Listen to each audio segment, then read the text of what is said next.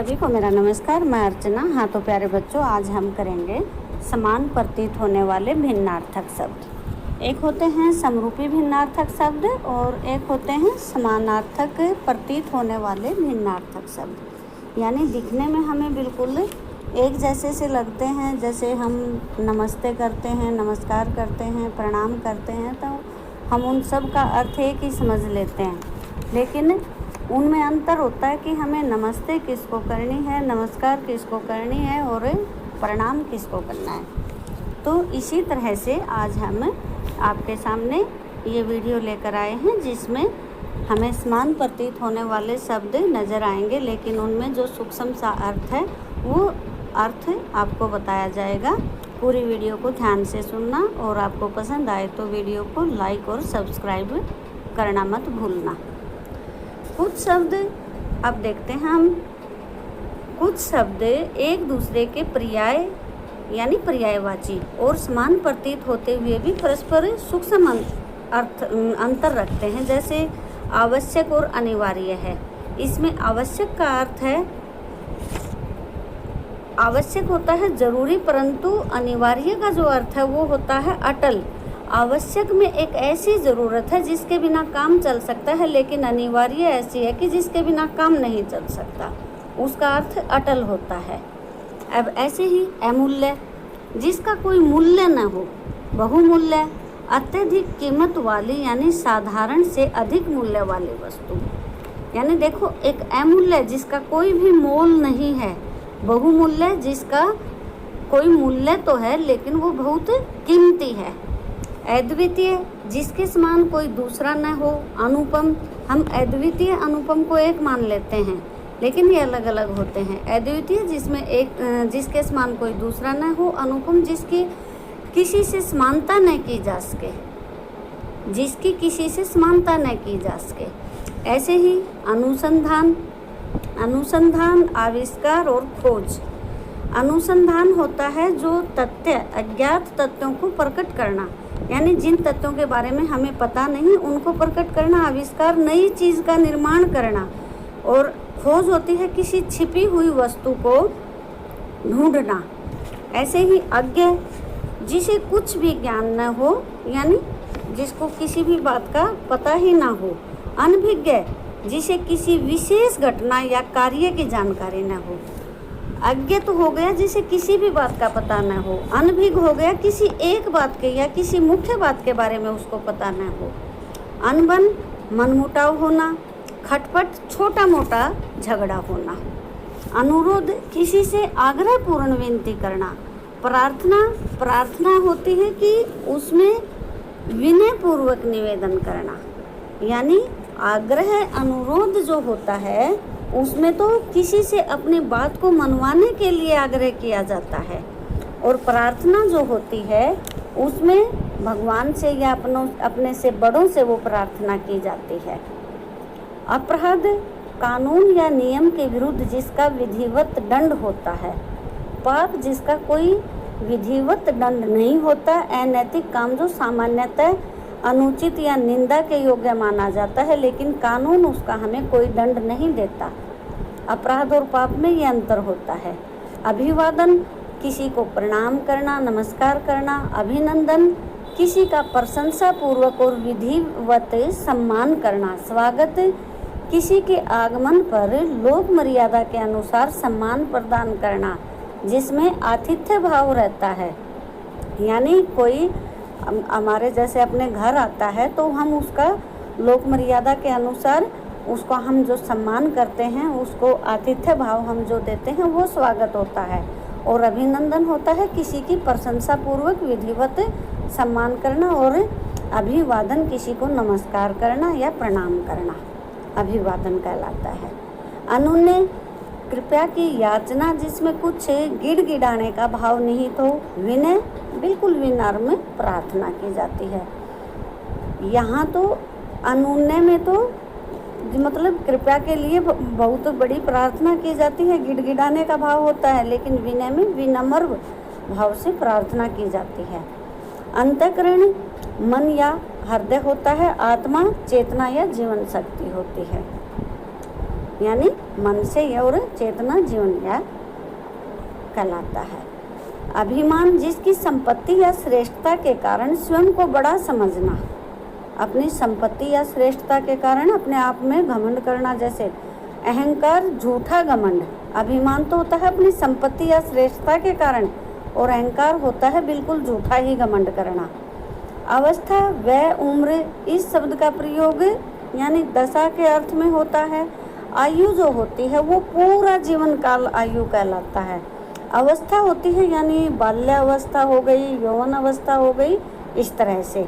आदि मानसिक कष्ट और व्याधि होती है वो शारीरिक कष्ट, यानी आदि का जो कष्ट होता है वो मनुष्य को मानसिक रूप से होता है। जो मानसिक रूप से कष्ट मिलता है उसको हम बोलेंगे आदि, और जो शारीरिक रूप से कष्ट मिलता है उसे हम बोलते हैं व्याधि। तो इस तरह से इनमें ये सूक्ष्म सा अंतर होता है। आवेदन निर्धारित और वांछित योग्यताओं के आधार पर किसी पद या कार्य के लिए विचारार्थ भेजा गया जो पत्र होता है वो आवेदन कहलाता है। और अनुमति मांगे जाने पर अपने से छोटे या अधीनस्थ किसी भी कार्य के लिए सहमति देना। आज्ञा बड़ों द्वारा छोटों को कुछ कहना। आदेश अधिकारी द्वारा अधीनस्थों को निर्देश देना। इच्छा किसी वस्तु को पाने की स्वाभाविक जो चाह होती है, मनुष्य के मन में जो पाने की जो इच्छा होती है, चाह होती है, उसे इच्छा कहा जाता है। आदेश अधिकारी के द्वारा दिए जाते हैं, आज्ञा बड़ों के द्वारा दी जाती है। उपयोग लाभकारी कार्य हेतु प्रयोग करना, और उपभोग होता है हम किसी चीज़ का, यानी जैसे खाना हो गया वो उपभोग, और उपयोग लाभकारी कार्य हेतु प्रयोग करना। प्रयोग होता है किसी वस्तु को सामान्य रूप से व्यवहार में लाना, यानी कोई भी जो वस्तु है उसको हम सामान्य रूप से व्यवहार में लाते हैं, उसको प्रयोग कहते हैं। उपहास अपमान के लिए, अपमान किसी का अपमान करना होता है और उसकी अपमान करना हो तो उसकी हंसी उड़ाना, ये तो हो गया उपहास। परिहास जो होता है वो मनोरंजन के लिए होता है। हंसी विनोद यानी आपस में मनोरंजन के लिए जो हंसी ठल्ला किया जाता है। कष्ट सभी प्रकार के दुख, और कलेश जो होता है वो मानसिक दुख होता है। अब आया कृपा। अपने से छोटों को सुखी करने के लिए जो भावना होती है वो होती है कृपा। दया होती है वो दुखियों की सहायता की भावना होती है।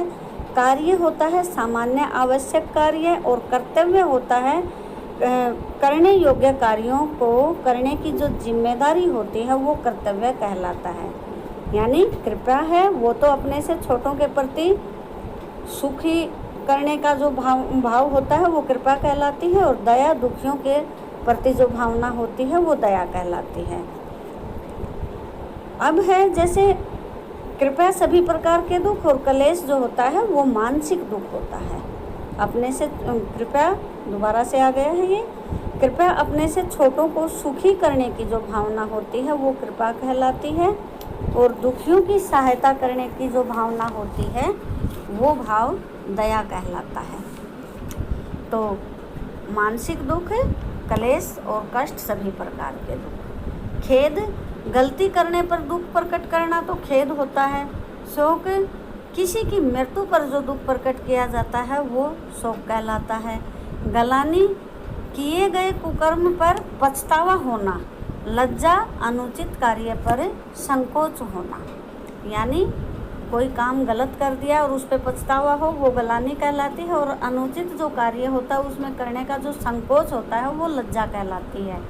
तंद्रा नींद से पहले जो हमें ऊँघ चढ़ती है उसे हम बोलते हैं तंद्रा, और निंद्रा जो होती है वो हम सोने को बोलते हैं, यानी अगर सो जाते हैं तो वो निंद्रा कहलाती है, और नींद से पहले हमारे अंदर जो ये उबासी वगैरह आती है वो तंद्रा कहलाती है। गर्व किसी गुण या सफलता आदि पर उचित महत्ता, गौरव बड़पन या महानता कहलाती है। दुर्गम जहाँ पहुँचना कठिन हो, और अगम जहाँ पहुँचना संभव ही ना हो। दुर्गम तो यानी जहाँ हम पहुंचने में आसानी न हो, बहुत ही कठिनता महसूस होती हो, वो तो जगह कहलाती है दुर्गम, जहाँ जाना बिल्कुल बहुत ज़्यादा कठिन हो। और अगम, जहाँ पहुंचने की जो संभावना ही न हो, यानी वो अगम कहलाता है। दुर्गम कठिनता और अगम संभावना ही न हो। पत्नी, किसी की विवाहिता जो स्त्री होती है उसे पत्नी कहते हैं। स्त्री कोई भी नारी हो सकती है। महिला कुलीन घर की स्त्री कहलाती है। यानी पत्नी, स्त्री, महिला, पर्यायवाची में हम इनको एक पढ़ लेते हैं, लेकिन ये अलग अलग होते हैं। ऐसे ही अब हमारा आया कि भाई पुत्र, पुत्र जो होता है वो अपना बेटा होता है। बालक, कोई भी बच्चा, किसी का भी जो बच्चा हो, किसी का भी पुत्र हो, उसे हम बच्चा यानी बालक कह सकते हैं। वो कोई भी बच्चा होता है उसको हम बालक कहेंगे, और पुत्र होता है वो अपना बेटा होता है। तो ये जो सूक्ष्म सा अर्थ होता है, इनको बड़े ध्यान से सुने, देखें कि क्या अंतर है, इनका प्रयोग हमें कहाँ पर करना है। प्रेम, लगाव के कारण उत्पन्न जो अपनापन होता है वो प्रेम कहलाता है। परिणय, परिणय जो है वो विवाह होता है। परिणय, पति पत्नी अथवा प्रेमी प्रेमिकाओं के बीच में आपसी जो लगाव होता है वो प्रणय, यानी प्रेम, प्रणय और प्रणय, ये तीनों प्रेम होता है। लगाव के कारण उत्पन्न अपनापन, प्रणय विवाह, और प्रणय पति पत्नी के बीच में जो आपसी जो लगाव होता है वो प्रणय कहलाता है। तो इन तीनों में भी आपने देखा कि अलग अलग कि भाव प्रेम का ही है। जो प्रेम है वो तो अपने किसी भी पारिवारिक, मान लो अपने बहन से, भाई से आपस में जो प्रेम भाव होता है वो यानी लगाव के कारण होता है। अब है निंदा, बुराई, पीठ पीछे जो बुराई की जाती है उसे कहते हैं निंदा।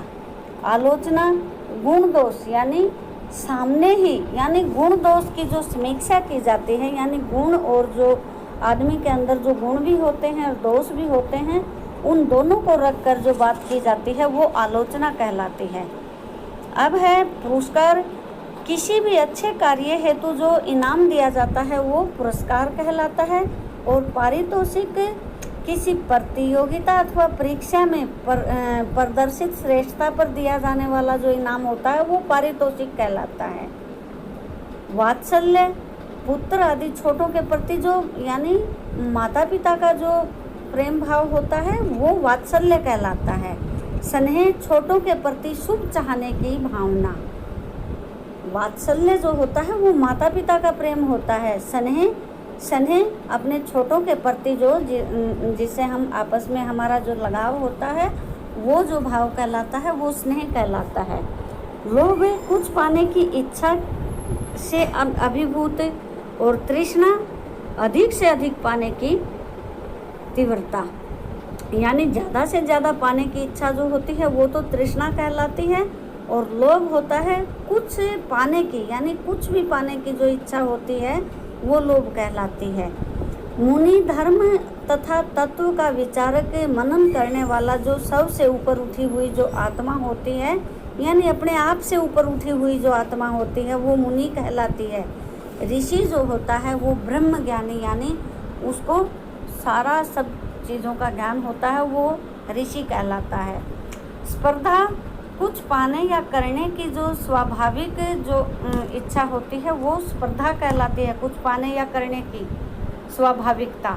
द्वेष, मन में मैल या दुश्मनी का भाव रखें वो द्वेष कहलाता है। सुख, लाभकारी स्थिति में प्रसन्न होना, आनंद, सुख और दुख से परे होना, यानी जो संतोष जो मिले उसी में खुश रहना, यानी आदमी को खुश होना। और तृप्ति, इच्छा की पूर्ति होना। कवि केवल कविता लिखने वाला होता है। लेखक, किसी भी विषय पर कुछ भी लिखने वाला लेखक कहलाता है। लेखक जो होता है वो कविता, कहानी कुछ भी लिखता है, और कवि होता है वो सिर्फ कविता लिखने वाला। अब है आनंद, सुख और दुख से प्रेम।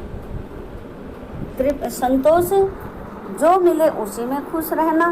तृप्ति, इच्छा की पूर्ति होना, यानी हमारी जो इच्छा की पूर्ति होती है उसे हम तृप्ति कहते हैं। अब है प्रणाम, गुरुजनों को किया जाता है। नमस्ते अपने से बड़ों को की जाती है। अभिवादन आदर पूर्वक हाथ जोड़कर खड़े होकर स्वागत करना। और नमस्कार जो होता है वो अपने बराबर वालों को किया जाता है। समान अवस्था वाले के लिए होता है, अपने बराबर वालों को हम नमस्कार करेंगे। नमस्ते अपने से छोटे बड़े सभी को कर सकते हैं, लेकिन हम बड़ों को नमस्ते करते हैं। प्रणाम जो होता है वो गुरुजन के लिए होता है। अभिवादन आदर पूर्वक हाथ जोड़कर खड़ा होना। अब है ग्रंथ, बड़ी तथा गंभीर विषय वाली पुस्तक जो होती है वो ग्रंथ कहलाती है। और पुस्तक कोई भी सामान्य प्रकाशित पुस्तक कहलाती है। आदरणीय अपनों से बड़ों के प्रति सम्मान सूचक शब्द। पूजनीय माता गुरु पिता महापुरुषों के प्रति जो विचार होते हैं वो पूजनीय। यानी ग्रंथ क्या हुआ, बड़ी और गंभीर पुस्तक कोई भी सामान्य प्रकाशित होने वाली, आदरणीय अपने से बड़ों के प्रति सम्मान सूचक, पूजनीय माता पिता गुरुजनों के लिए जिन शब्दों का प्रयोग किया जाता है। उत्साह काम करने की तीव्र उमंग जो होती है वो उत्साह कहलाता है। और साहस कुछ भी करने का। करुणा दूसरों के दुख को दूर करने की आकुलता। दया दूसरों के दुख को दूर करने की स्वाभाविक चेष्टा। कृपा अपने से छोटों से के कष्ट को दूर करना। प्रलाप मानसिक विकार से बोलना अथवा बकवास करना। विलाप शोक अथवा वियोग में रोना। प्रलाप होता है मानसिक विकार से बोलना यानी बकवास करना। शोक भांति अंधेरे में रस्सी को सांप समझ लेना यानी भ्रम के कारण। संशय वास्तविकता का निश्चय न होना, अंधेरे में रस्सी को देखकर डर जाना। और संदेह वास्तविकता का निश्चय न होना। सम्राट राजाओं का राजा साधारण भूपति। श्रद्धा ईश्वर धर्म बड़े लोगों के प्रति जो पूज्य भाव होता है। भक्ति भगवान की जाती है। स्वतंत्रता का प्रयोग प्राय व्यक्तियों के लिए होता है। स्वाधीनता का प्रयोग देश के लिए होता है। वध शत्रु आदि को के प्राण लेना। हत्या किसी निर्दोष के प्राण लेना। यानी वध जो कहलाता है वो शत्रु के प्राण लेना और हत्या निर्दोष की अगर मार दिया जाए। निधन महान और लोकप्रिय व्यक्तियों की मृत्यु को निधन। मृत्यु सामान्य मौत। प्रेम मनुष्य का मनुष्य के प्रति। स्नेह छोटों के प्रति। वात्सल्य माँ बाप के प्रति जो प्रेम भाव होता है माँ बाप का। गहरा झील तालाब कुआं आदि। घना जंगल अंधेरा आदि। सभ्यता रहन सहन व्यवहार आदि। संस्कृति रीति रिवाज। उपहार बराबर वालों को देना। भेंट बड़ों को देना। सहयोग दोनों पक्षों की ओर से एक दूसरे के पक्ष की सहायता एक पक्ष से दूसरे पक्ष का लाभ कार्य करना जो होता है वो सहायता कहलाता है। एक पक्ष की ओर से दूसरे पक्ष का लाभ